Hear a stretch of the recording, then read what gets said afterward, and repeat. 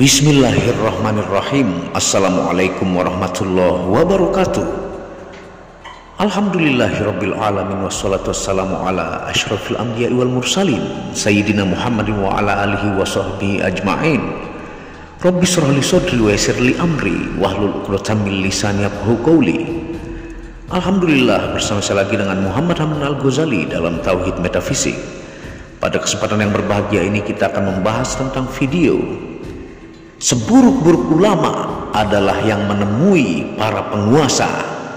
Sebaik-baik penguasa adalah yang mendatangi fakir miskin. Tonton video ini sampai selesai supaya Anda mengerti, tidak gagal faham dan tidak menjadi fitnah karena kegagal fahaman Anda. Apa kata Jalaluddin Rumi tentang ulama yang mengunjungi penguasa?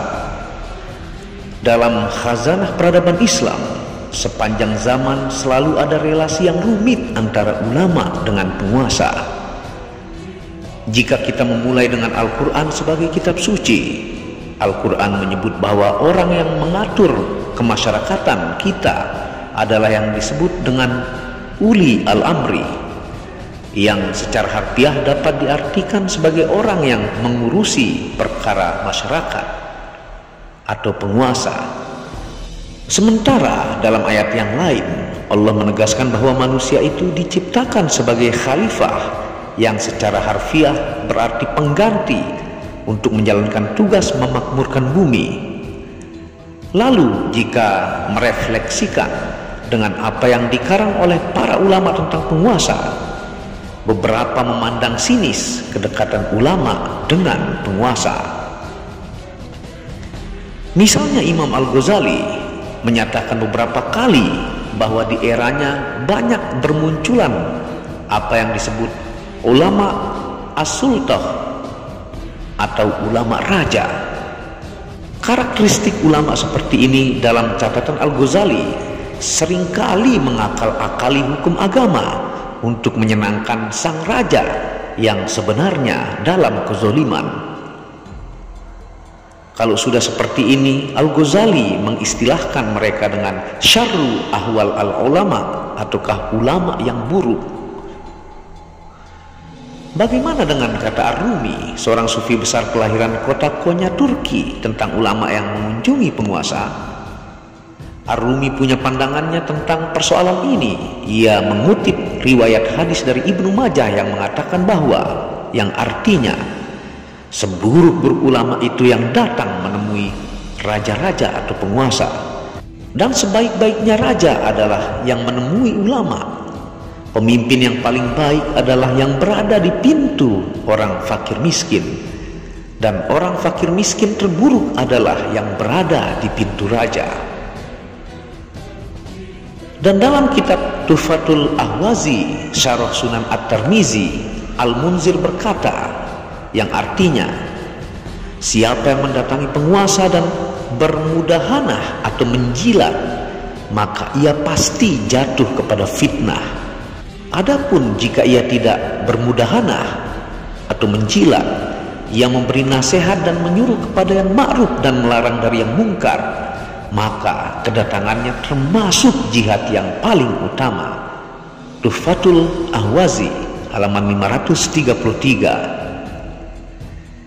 Riwayat ini menurut Ar-Rumi dalam karyanya Kitab Fihi Ma Fihi seringkali difahami makna zahirnya saja oleh sebagian kalangan, bahwa seorang ulama mutlak tidak boleh menemui, menziarahi, atau bahkan dekat dengan pemimpin agar tidak dikategorikan sebagai ulama yang buruk. Menurut Rumi, ulama yang bertemu raja dikategorikan sebagai ulama yang buruk atau syiraru al-ulama jika ia menggantungkan kehidupannya kepada sang raja. Kehidupan dan kepastian kehidupannya sangat bergantung kepada raja dengan alasan takut kepadanya, termasuk mencari ilmu dengan niat agar memiliki kedekatan dengan para raja, atau menjadi pintar dengan keyakinan disebabkan karena bantuan para raja. Ini baru diharamkan dan disebut ulama yang sangat buruk. Rumi menggambarkan kalau ulama yang seperti ini mau dikunjungi atau mengunjungi raja, Hakikatnya ia tidak pernah menjadi orang yang dikunjungi atau al-mazur, namun dia adalah orang yang mengunjungi atau az-zair yang sesungguhnya. Ini berbeda jika kondisi sebaliknya. Orang yang mencari ilmu dan ditahbiskan sebagai seorang ulama, tidak ada urusan baik dia dekat dengan raja atau tidak, dan hanya karena Allah. Ini hakikatnya adalah orang yang dikunjungi. Mengapa demikian? Ulama yang ikhlas karena Allah, ketika bertemu dan bahkan mengunjungi rumah seorang pemimpin, ia akan tetap berada di posisi sebagai orang yang dikunjungi. Karena hakikatnya seorang pemimpinlah yang mengambil manfaat dari seorang ulama. Ulama yang seperti ini digambarkan layaknya matahari yang kedudukannya menyinari siapapun dan tidak membutuhkan sinar dari yang lain. Kata Ar-Rumi, matahari tugasnya hanya memberi dan tidak menuntut balik. Ini selaras dengan satu ungkapan dalam bahasa Arab yang maknanya, kita itu belajar supaya bisa memberi, bukan malah meminta.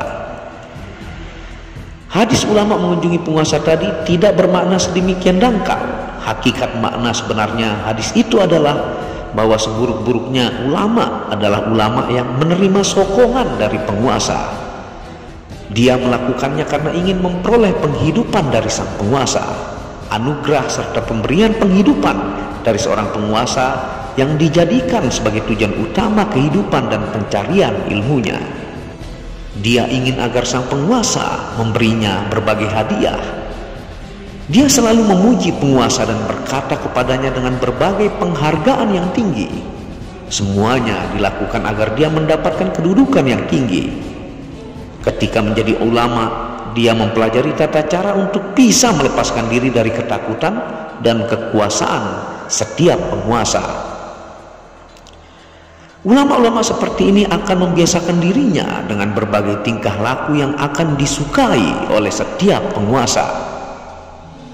Dalam kehidupan ini mungkin ada ulama yang mengunjungi penguasa dan ada pula penguasa yang mengunjungi ulama.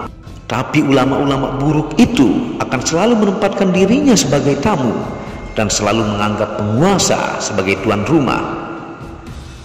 Pada sisi lain, ketika seorang ulama yang telah mengenakan jubah keilmuannya, dia melakukannya bukan demi seorang penguasa, melainkan pertama dan paling utama karena Tuhan. Ketika seorang ulama berperilaku dan berjalan sepanjang jalur kebenaran, sebagaimana yang semestinya dilakukan oleh seorang ulama, dan tidak berperilaku untuk alasan lain, maka semua orang akan berdiri hormat terhadapnya. Semua orang merasa mendapatkan limpahan cahaya yang memantul darinya, baik mereka sadar ataupun tidak. Segala perilaku ulama itu selalu diatur oleh nalar dan naluri kebaikan. Dia hanya bisa hidup dalam kebaikan seperti ikan yang hanya dapat hidup di dalam air. Apabila ulama seperti ini pergi ke seorang penguasa, maka dialah yang bertindak sebagai tuan rumah dan penguasa sebagai tamu. Karena sang penguasa akan menerima bantuan darinya dan bergantung padanya. Ulama seperti itu jiwanya merdeka dan tidak terikat pada seorang penguasa. Dia akan selalu melimpahkan cahaya bagaikan matahari. Hidupnya semata-mata untuk memberi dan memberkahi. Matahari mengubah bebatuan biasa menjadi rubi dan permata zamrud seiring waktu. Matahari akan mengubah gunung-gunung di bumi menjadi tambang tembaga, emas, perak, dan timah. Matahari membuat bumi hijau dan segar, menghasilkan bermacam buah-buahan dan berbagai tanaman. Tugasnya hanyalah memberi dan membekali. Dia tidak mengambil apapun. Ada sebuah pepatah Arab yang berbunyi, kami telah belajar untuk memberi, tidak untuk mengambil. Ulama seperti itu akan selalu menjadi tuan rumah dalam keadaan bagaimanapun, dan penguasa akan selalu menjadi tamu mereka. Wallahu a'lam bishawab. Terima kasih sudah menonton video tentang seburuk-buruk ulama adalah yang menemui para penguasa. dan sebaik-baik penguasa adalah yang mendatangi fakir miskin. Itu dijelaskan dengan detail dan rinci, tidak sekedar makna dangkal semata. Mudah-mudahan ini menjadi hikmah dan berkah untuk kita semua. Apabila ada salah kata itu murni dari kebodohan saya sendiri, apabila ada benarnya itu datangnya dari Allah. Wabillahi taufiq wal hidayah. Assalamualaikum warahmatullahi wabarakatuh.